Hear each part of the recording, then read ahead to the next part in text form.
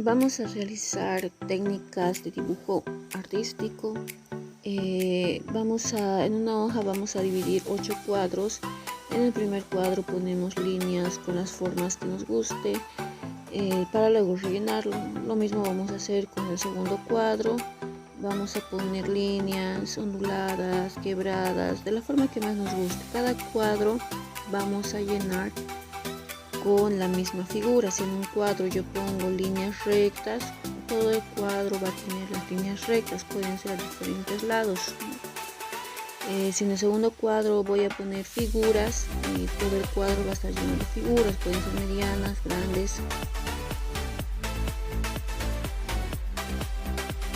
Vamos a usar las líneas de forma creativa para luego plasmarlo en un paisaje.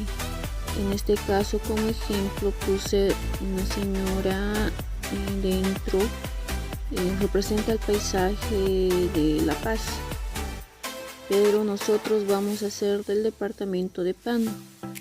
Lo que ahora estoy haciendo es realizar un paisaje del departamento de Pando, donde voy a ir poniendo las técnicas artísticas que ya habíamos usado. Ustedes pueden hacerlo mucho mejor, esto simplemente es un ejemplo, pero yo sé que ustedes lo van a trabajar con más entusiasmo, más ganas, y les va a salir mucho mejor que a mí. Bueno, manos a la obra, que les vaya muy bien y pues tengan un buen día.